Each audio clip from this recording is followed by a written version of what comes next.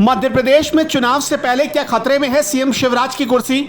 मध्य प्रदेश में ऑपरेशन गुजरात की कौन मांग कर रहा है? एमपी से बीजेपी विधायक की एक चिट्ठी ने सीएम शिवराज को टेंशन दे दी है। क्या एमपी में भी चुनाव से पहले बदल जाएगा सीएम शिवराज समेत पूरे कैबिनेट का चेहरा?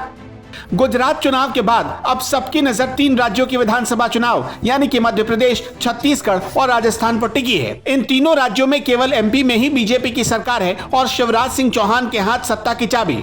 लेकिन अब लग रहा है कि सीएम शिवराज की कुर्सी भी खतरे में है। क्या सीएम के पद से शिवराज की छुट्टी होने वाली है? जिस कुर्सी पर 20 साल से शिवराज चिपके हुए थे, क्या उस कुर्सी से उन्हें बेदखल कर दिया जाएगा?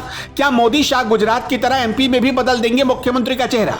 ऐसा हम क्यों कह रहे हैं? इसके पीछे का क्या तर्क है, इस बारे में आपको बताएंगे। लेकिन सबसे पहले उस चिट्ठी की बात करते हैं जिसने मामा की रातों रात नींद उड़ा दी है।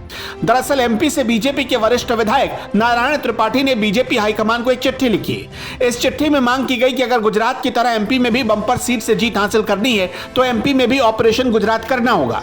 इसका मतलब साफ है कि एमपी में भी गुजरात की तरह मुख्यमंत्री समेत पूरे कैबिनेट को बदल दिया जाए। बीजेपी हाईकमान को महर से बीजेपी विधायक की चिट्ठी ने सीएम शिवराज के लिए चिंता बढ़ा दी है। क्यों हिट है गुजरात फॉर्मूला?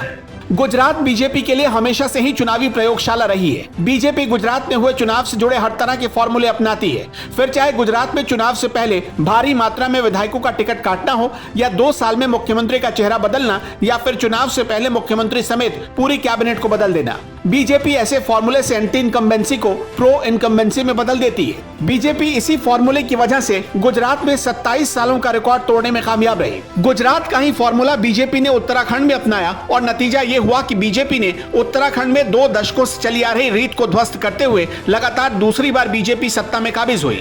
लेकिन हिमाचल में बीजेपी ने मुख्यमंत्री का चेहरा नहीं बदला, जिसकी वजह से चुनाव में उसे हार का सामना करना पड़ा।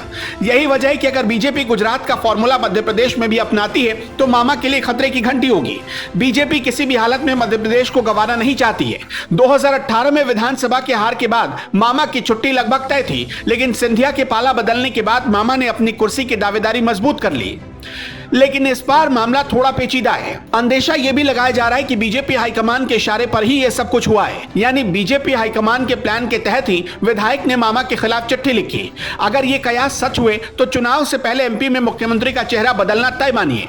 एमपी के चुनावी समीकरण पर आपका क्या सोचना है, हमें कमेंट करके जरूर बताइएगा।